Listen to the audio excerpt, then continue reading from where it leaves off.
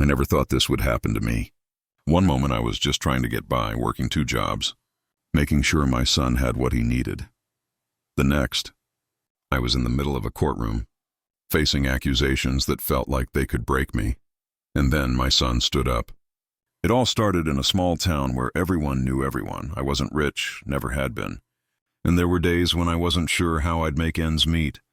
But I was proud of the life I built. I kept my head down, worked hard, and did the best I could for my son, Jamal. He was everything to me, my little ray of light in a world that often felt dark. The trouble began when I lost my job at the diner. It wasn't anyone's fault, just bad timing.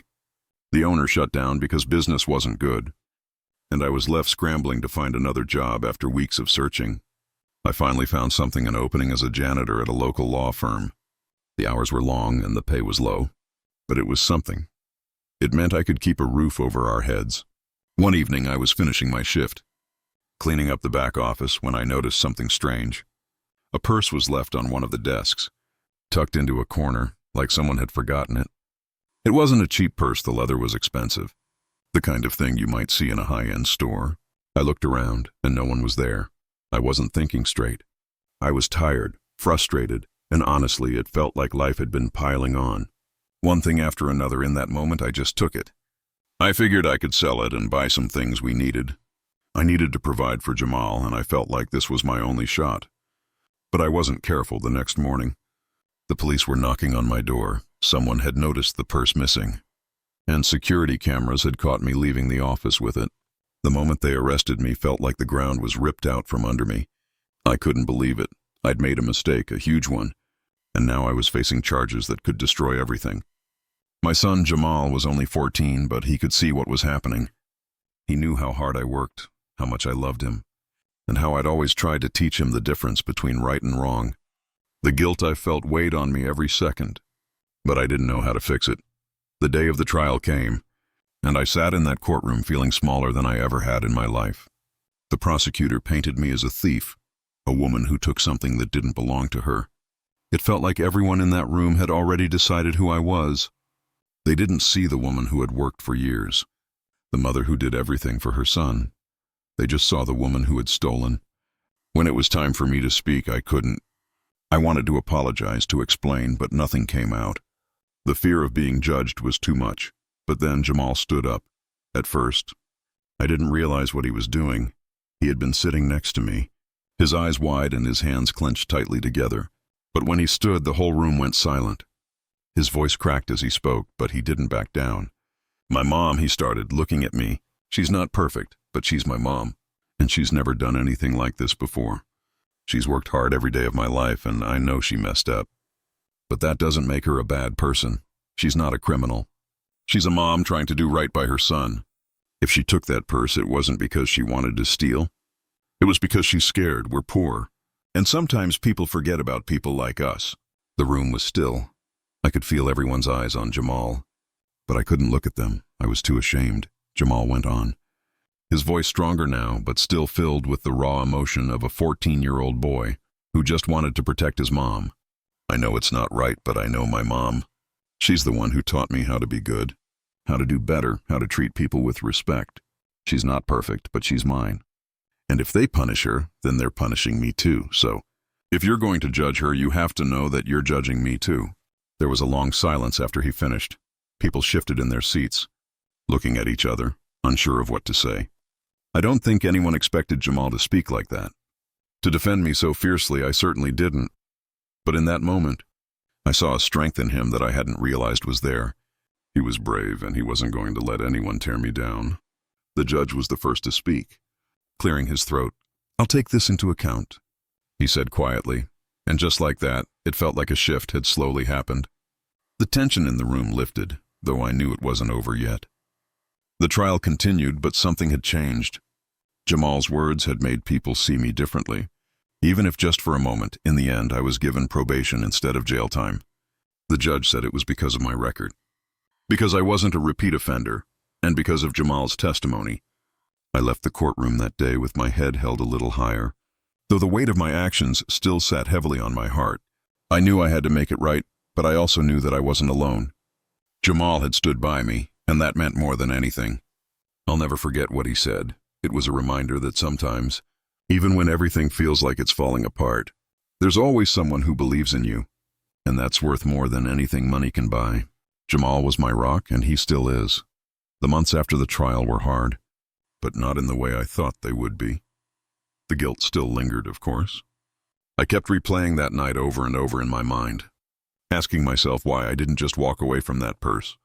But as time passed, I started to see things a little clearer. Jamal's words echoed in my head more than I'd care to admit. He saw me, not just for my mistakes, but for who I was, the mother who worked herself to the bone for him.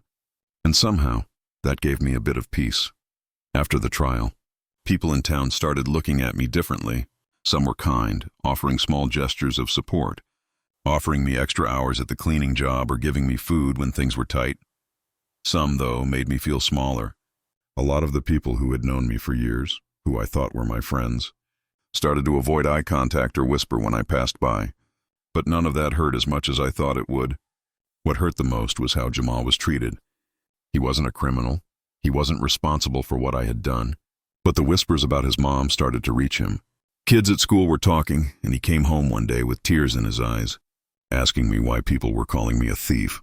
I saw how it weighed on him, how he carried the burden of defending me. Even though he shouldn't have to. He shouldn't have had to grow up so fast. "I don't care what they say, Mom.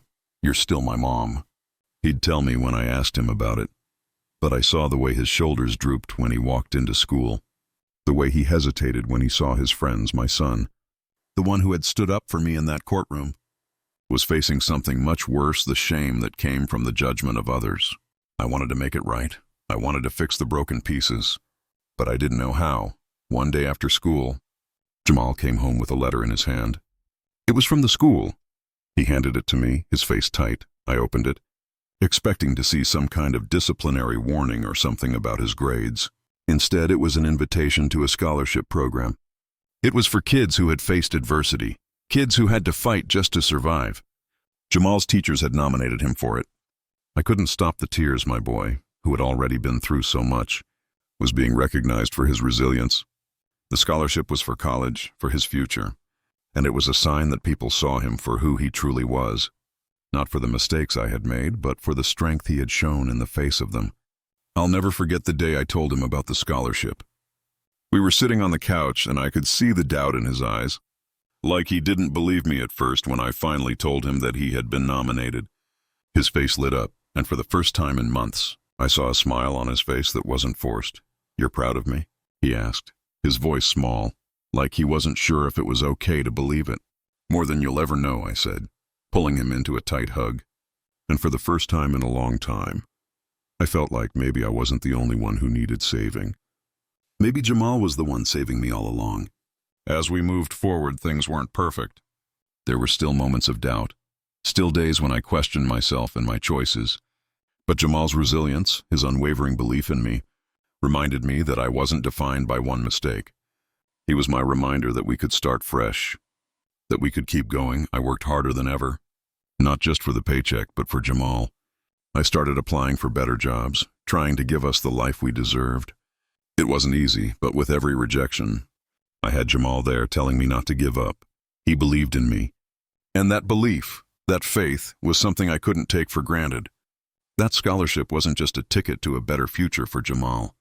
It was a message to both of us we were more than our circumstances, more than the mistakes we made. We were worthy of love, of respect, and of second chances. Years later, when Jamal walked across the stage to accept his college degree, I looked at him and saw the young man who had always been braver than I had known.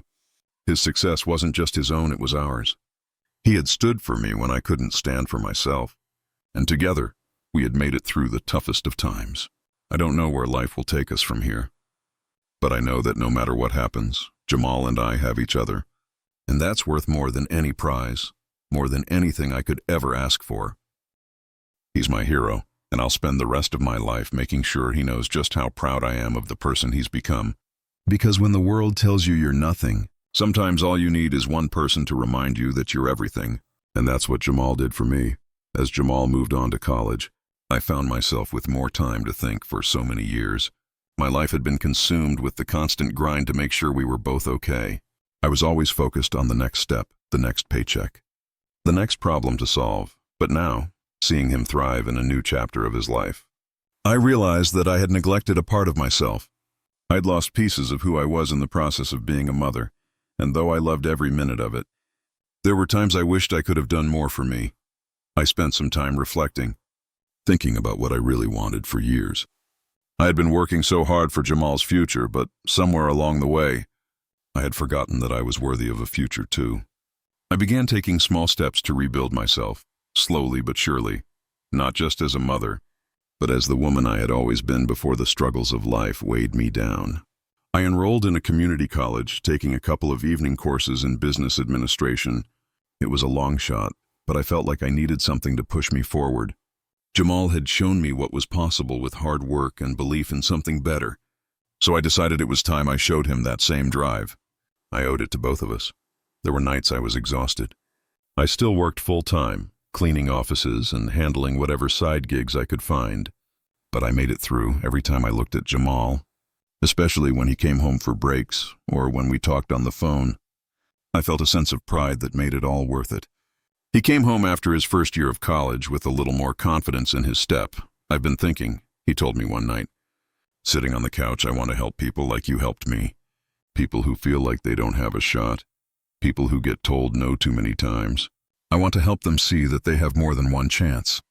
I could barely speak. Here he was, my son, taking everything we had been through, the mistakes, the struggles, the moments of doubt, and turning them into something powerful. "Something good. I'm so proud of you," I said, my voice thick with emotion. It wasn't the first time I had said it, but somehow it felt like the most important, because in that moment, I realized Jamal wasn't just following his dream. He was forging his own path, and every part of me wanted to walk beside him, to be his strength, just like he had been mine. When he graduated with honors, I felt the weight of our journey. It wasn't just his achievement, it was ours. I knew how much he had carried with him, how much he had given of himself to get there, and I knew I had been a part of that. We had both fought through pain, judgment, and fear. We had both faced people who didn't believe in us, but somehow, here we were. Jamal went on to law school with the same scholarship that had started it. He worked hard, and his passion for justice, for fighting for people who couldn't fight for themselves, burned bright in him. I could see that in everything he did. His purpose was clear, and I could only marvel at how far he'd come from the scared little boy who had stood up in that courtroom for me. One evening, after a long day of studying, Jamal sat down beside me and said, "You know, Mom, I always wondered if you thought I was going to turn out okay. If you ever doubted, I could always tell you were worried about me." I thought about that for a moment. Unsure of how to answer, the truth was I had worried. I had doubted, but as I looked at him, this young man, full of strength and determination, I realized I didn't have to worry anymore. "I never doubted you," I finally said, my voice steady. "I doubted me, but you? I always knew you were going to be something special. You've always been stronger than I ever was." He smiled at me then, that smile that made everything feel okay. It wasn't perfect, but we had made it through together, and in that moment, I knew there was nothing we couldn't face, nothing that could break us. As Jamal continued to grow and accomplish his dreams, I kept pushing forward as well. I earned my associate's degree, then my bachelor's, and eventually, I started my own small business. It wasn't easy, but it felt like the next logical step in my journey, one I hadn't realized I could take until I saw how far Jamal had come. The mistakes, the struggles, the broken parts of us, they didn't define us. We had learned, not just from the good things in life, but from the mistakes, the hard lessons, and the pain. We had learned how to keep going, how to rise up when everything seemed like it was against us. We had learned that we didn't need permission to dream, to fight, or to believe that we were worth more than what the world told us. Jamal went on to become a public defender, fighting for those who couldn't afford a lawyer, fighting for people who had nowhere else to turn. I sat in the front row when he took his oath as an attorney, tears in my eyes. I had never been prouder of anyone in my life. He had done it. We had done it. And when it was my turn to speak at his wedding years later, as he married the love of his life, I looked out at the crowd filled with family and friends and knew that everything we had been through had brought us to this moment. My son, who had once stood up for me when I couldn't stand for myself, had now built a life that was his, and I had built mine too. "We've been through a lot," I said, my voice shaky. "But look at us. We're here. We're stronger, we're not perfect, but we are more than enough. And I couldn't be prouder of the man you've become. Jamal, as I looked at him standing there with his new wife by his side, I realized that no matter where life took us, no matter what struggles lay ahead, we would always have each other. And that was more than enough to face whatever came next. Years passed, and life kept unfolding in ways I never could have imagined. Jamal's career as a public defender took off. He was damn good at what he did. His clients respected him, the ones who had felt forgotten by the system. And his colleagues admired his fierce commitment to justice. He never let the pressures of his job break him down. He was determined to make a difference, to ensure people who had been overlooked or dismissed were given the same chance at fairness he'd fought for his whole life. As for me, my small business grew steadily. I had started with nothing, just a handful of savings and a lot of hope. And now I was finally in a position where I could provide for myself without having to stretch every dollar. It wasn't a lavish life, but it was mine. It felt good to finally have stability, to be able to look around and know that I had built this with my own hands. Jamal was proud of me, just as I was of him. We shared that bond of knowing how far we'd come from those dark days of fear and uncertainty. But even in these moments of success, life still wasn't always easy. There were moments when I would look at Jamal, now a grown man, and remember that little boy who had defended me in court all those years ago. There were moments when the world would remind me that the judgment, the prejudice, and the struggle were never truly gone. The system wasn't fixed. Racism was still very much alive, and it still affected everything, our choices, our future. One afternoon, Jamal came home to visit. We sat in my small kitchen, and after the usual greetings and catching up, he dropped a stack of papers onto the table. I looked at him concerned. He wasn't one to show stress easily, but today was different. His shoulders were tense, his jaw clenched. "What's going on?" I asked. Jamal sighed, leaning back in his chair, rubbing his hands over his face. "I'm dealing with something at work. There's a case, one of the toughest I've had yet. The system is broken, and I feel like I'm hitting a wall every single day. It's just exhausting, Mom." I reached across the table, placing my hand over his. "What's going on with the case?" "You know you can talk to me about it." He paused, then opened up about the case he was working on. It was about a young man, a black teenager who had been wrongfully arrested during a protest. The charges were fabricated, and Jamal believed in his gut that this kid's life had been ruined by a system that had failed him from the start. The deeper Jamal dug, the more he uncovered false testimony, planted evidence, racial profiling. It was everything Jamal had fought against his entire career, all wrapped up in one case. "I know what's at stake for him," Jamal said quietly. "This kid's future is hanging by a thread, and I don't know if I can get him out of this. Mom, the system doesn't want to change. People don't care about him, and they never will. It's so hard to keep fighting, to keep believing that things can be different." I saw the exhaustion in his eyes, the weight of it. I knew what he was going through because I had been there, in the trenches of fighting for what's right, feeling like it would never end. But I also knew that his fight, the one he had taken on, was important. It was crucial. "And he wasn't in this alone, Jamal," I said, my voice steady but full of conviction. "I know it's hard. Hell, it might always be hard, but I've seen you. I've seen you face down every obstacle, every hurdle, and still come out stronger. You've been fighting for people who have no one else, who are overlooked, underestimated. You can't stop now. You've got this. You're the person who can make a difference. Not because you're perfect, but because you never stop trying." He looked at me, silent for a moment, as if weighing my words. Then, with a small, weary smile, he nodded.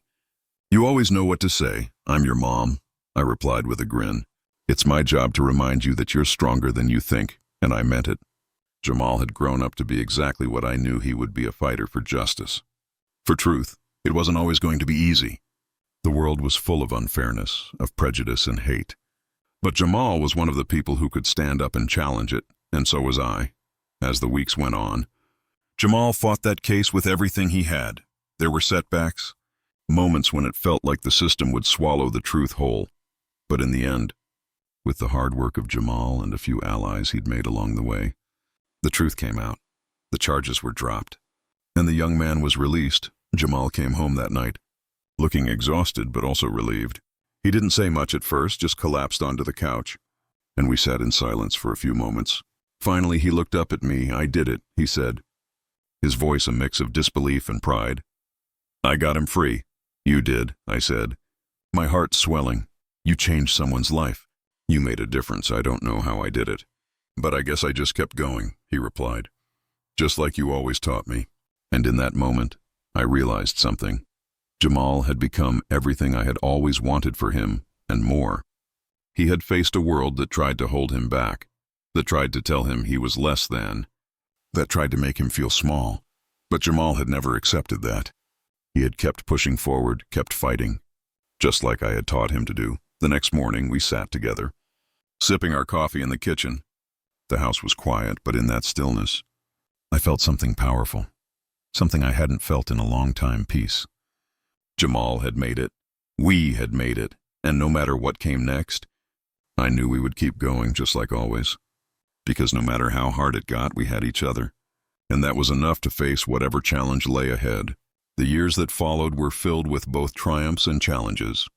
But through it all, Jamal and I had an unspoken understanding. Our bond had been forged in adversity, in pain, and in the resilience that came from facing down the darkest parts of life and still walking forward. No matter what life threw at us, we had each other. Jamal's career continued to grow. He took on more high-profile cases that were about more than just the law. They were about making a stand, about righting the wrongs in a world that seemed all too comfortable with injustice. With each case, I could see the passion and fire in him, that same fierce spirit that had kept us both going when everything seemed impossible. And yet, even as Jamal's star rose in the world of law, he never let the success change him. He never forgot where he came from or the people who had believed in him when no one else did. That was one of the things I admired most about him, his ability to stay grounded, to keep pushing forward while still holding on to the values that had shaped him. But like me, he wasn't immune to the weight of the world. He still carried the burden of seeing how deeply ingrained the systems of oppression were, how much work still needed to be done. There were nights he would come home late, exhausted and frustrated, his shoulders heavy with the burden of all the cases he couldn't win, all the people he couldn't save. And on those nights I was there. I was there to remind him of the young boy who had stood up for me in court all those years ago. I reminded him that it wasn't about the wins or the losses. It was about doing what was right. It was about making sure the voices of the voiceless were heard. And most importantly, it was about never giving up. There were moments when Jamal would express his doubts. The world could be cruel. And sometimes the injustice was so overwhelming that it felt like no matter how much progress they made, it was never enough. But that's when I would remind him of what he had already accomplished. Not just the cases he'd won, but the lives he had touched, the people he had fought for, and the change he had brought to the world. He had already made an impact far greater than most could ever dream of. But my journey, too, was evolving. As Jamal became more settled in his career, I found myself stepping into a new chapter. I started attending local community events, offering mentorship to young women who, like me, had struggled to find their footing in a world that often overlooked them. I became involved in initiatives that helped people who had been through hardship get back on their feet. Just as I had, I shared my story with anyone who would listen, hoping to inspire someone to keep fighting when they felt like giving up. I remember one day standing before a group of young women in a community center, sharing my experience. I talked about the mistakes I had made, the trials I had faced, and the lessons I had learned. I told them how my son had stood by me when I couldn't stand for myself. I spoke about how, even when the world seemed determined to break us down, we always had the power to rebuild ourselves. One of the women approached me afterward, her eyes full of gratitude. "You're proof that we can change," she said, her voice shaky but full of hope, that we don't have to stay stuck in the past. That moment hit me in a way I can't fully explain. It wasn't about the people I had helped in the past. It was about what I was doing now. I was still fighting, still pushing forward, still trying to make sure that the future was brighter. Not just for Jamal, but for everyone. It wasn't enough to just survive. It was about creating a legacy of strength and resilience that would be passed down to the next generation. Jamal's own family grew over time. He got married, and a few years later, he became a father. I watched him now in a new role, and I could see in him the same tenderness, the same protective love that he had always shown. It wasn't just about being a father, it was about raising a child who would grow up knowing the value of compassion, justice, and standing up for what's right. When his daughter Ella was born, I held her in my arms and couldn't help but think of everything we had been through. She was a symbol of hope, a new beginning. I whispered to her softly, "You have a whole family behind you. We'll teach you to be strong. We'll teach you to fight, just like your father did, just like we did." Jamal looked at me then with a smile that showed he understood exactly what I meant. "I want her to grow up knowing the truth." He said that no matter where life takes her, she's capable of anything. I had no doubt that Ella would grow up in a world full of love and support. But I also knew that the fight for equality, for fairness, would continue. The world wasn't perfect, and it might never be. But with people like Jamal, and now Ella, to carry the torch, I knew the fight would never die, through everything. I had learned one thing: life isn't about how many times you fall, it's about how you rise each time. Jamal and I had both stumbled. Both had our fair share of struggles, but we had kept rising. We had become stronger with each challenge, and we had learned to lean on each other, to trust in the bond we shared. As I watched Jamal with his family, my heart swelled with pride. We had come so far, and I knew that no matter what the future held, we would always have each other. The world could be cruel, it could be unforgiving, but with the love we shared, with the strength we carried, there was nothing we couldn't face together. And so life moved forward, not always easy, not always fair, but with the knowledge that we had the power to make a difference, and that was enough to keep us going as the years passed. I found myself standing at a crossroads, reflecting on the life Jamal and I had built together. Watching him now, a successful attorney, a loving husband and father, I realized how much he had truly become everything I had hoped for and more. Yet even with everything we had achieved, I knew the fight was far from over. I had taken on the role of a community advocate more seriously in the past few years. Trying to make a lasting difference where it was most needed, I worked alongside local organizations, doing everything from organizing food drives to offering job training programs for people who, like me, had once felt invisible in a world that didn't care. I saw it as my way of paying forward the love and encouragement that had carried me through the toughest times. I wanted people to know they weren't alone, that their stories mattered, that no mistake defined them. One of the things I focused on was helping single mothers. Just like I had once been, there were so many women out there who were struggling, who felt like they were fighting a losing battle. I knew how hard it was to balance work, raising kids, and trying to build a life that felt stable.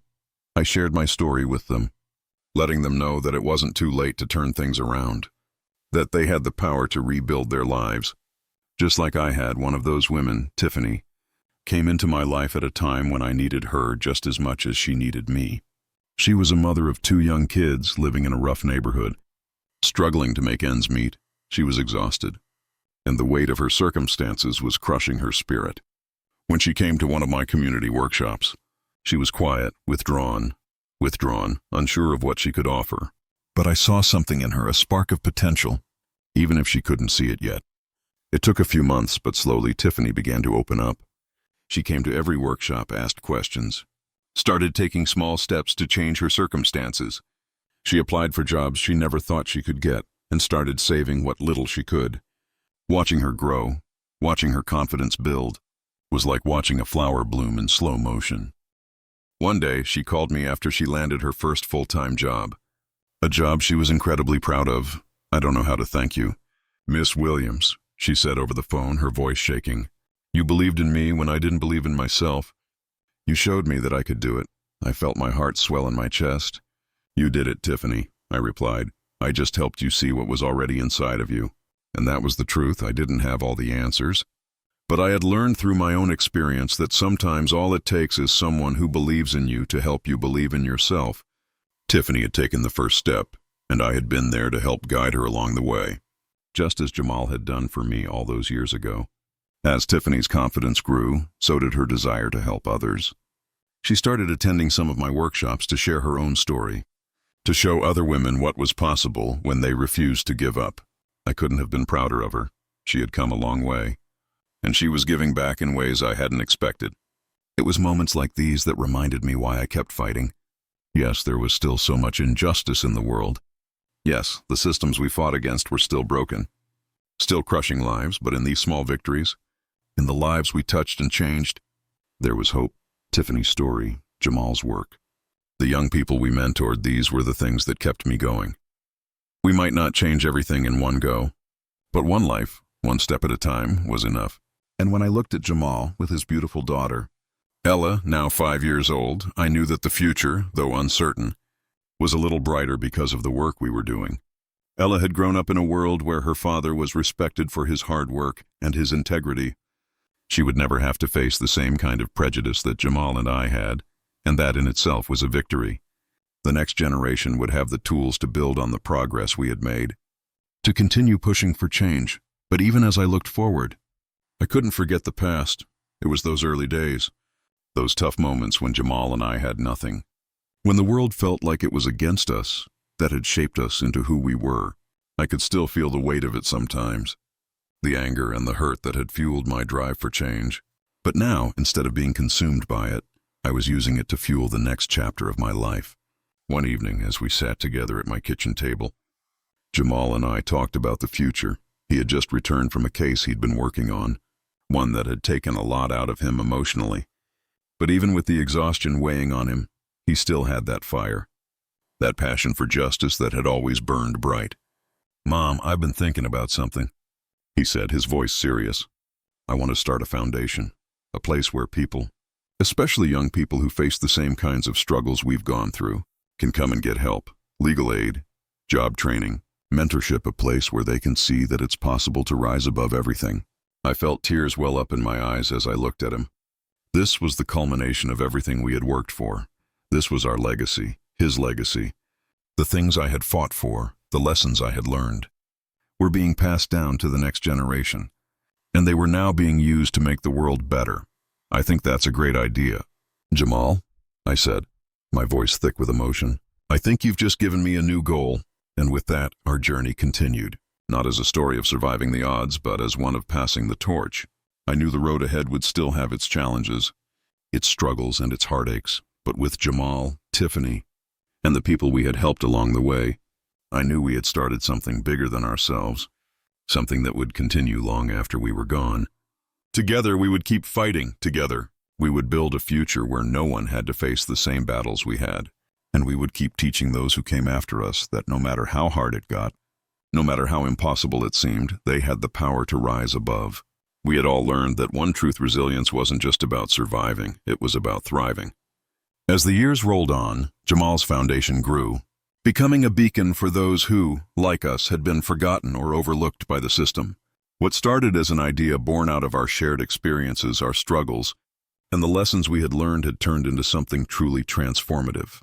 The foundation offered free legal assistance, job placement services, mentorship programs, and educational scholarships for young people who were at risk of falling through the cracks. I spent a lot of time volunteering there, helping with the outreach programs, organizing events, and speaking at community gatherings. It wasn't just about helping others anymore. It had become a mission of purpose that went beyond us, beyond our family, and into the lives of people who were trying to carve out a better future for themselves. I had come to realize that everything we had fought for wasn't just about surviving. It was about creating opportunities for others to do the same. Tiffany, who had once been one of my workshop participants, was now one of the foundation's lead coordinators. She had become a mentor to countless other women, helping them navigate the same obstacles she had overcome. It was incredible to watch her grow into a leader, someone who now inspired others the way I had inspired her. The full circle moment was not lost on me. One day, Tiffany and I were sitting in my living room after a long day of meetings. We were talking about the future of the foundation, and she mentioned how she had just signed on another young woman who reminded her so much of herself when she first walked through our door. She smiled as she spoke, the joy in her voice palpable. "Every time I see someone like her, I remember where I came from," Tiffany said. "It's like I'm seeing the hope in them that I used to have." I nodded, a lump forming in my throat. "You've come a long way, Tiffany. You've given so much. And now you're changing lives the way you were changed." That's the thing about giving. It doesn't just help the people you're giving to, it changes you too. When I started this journey, I never imagined that it would come full circle like this, that my experiences, my mistakes, and my pain would become the foundation of something much greater than myself. But that's exactly what had happened. We had turned our suffering into something powerful. Jamal was still as passionate about his work as ever, He had become a mentor to so many young lawyers in the field, pushing them to think beyond the law and to focus on justice. I watched him, and I realized that in so many ways, he had grown into a man I could not only be proud of, but also learn from. He never stopped pushing for change, never stopped fighting for the voiceless. Every case, no matter how small, mattered to him. His belief in the importance of the work kept him grounded. Even when things felt overwhelming, it wasn't always easy, though. The weight of the injustice he fought against sometimes wore him down. There were days when he'd come home late, his face tired, his shoulders heavy, but even then, he would sit with Ella, his daughter, and read to her, his voice soft, the love he had for her radiating through every word. She would look up at him with those big, trusting eyes. And I knew that no matter how tough the world was, Jamal was teaching her, by example, how to be brave, how to be kind, and how to fight for what's right. I started to notice something in Ella as she grew older. It was a quiet confidence, the kind that you can't fake. She carried herself like she knew the world was her oyster, but she also understood the responsibility that came with that knowledge. I saw so much of Jamal in her, the same determination, the same drive to do good in the world. And as her mother and grandmother, we made sure that she knew the story of how Jamal and I fought against everything stacked against us. We wanted her to know that she, too, had the strength to overcome whatever obstacles life might throw her way. One evening, Jamal and I were sitting together on the porch, watching the sunset. We had been through so much struggles, victories, losses, but somehow we had come through it all with a strength that felt unshakable. You know, Jamal said quietly, sometimes I still wonder if we're really making a difference. It's hard sometimes to see the impact we're having when there's so much more to be done. I looked at him, his face bathed in the orange glow of the sunset, and smiled softly. I know the feeling, but the truth is, we can't change everything all at once. We're not going to fix the whole world, but what we can do is keep pushing, keep helping where we can, one person at a time, and if we can make a difference in one life, then it's all worth it. He nodded, a slow smile creeping onto his face. You're right, we've come a long way, and we've built something here, something real. It wasn't perfect. Nothing ever was. There were still battles to fight, obstacles to overcome, and people who would try to bring us down. But now, I understood something deep. The fight wasn't just about achieving a victory or winning a case. It was about standing firm day after day, even when it felt like everything was against us. It was about showing up for yourself and for others. No matter how difficult it got, as I looked over at Jamal, I saw all the moments we had shared, all the pain and the victories we had experienced. I could see the way his work, his passion, and his love for his family had shaped the world around him.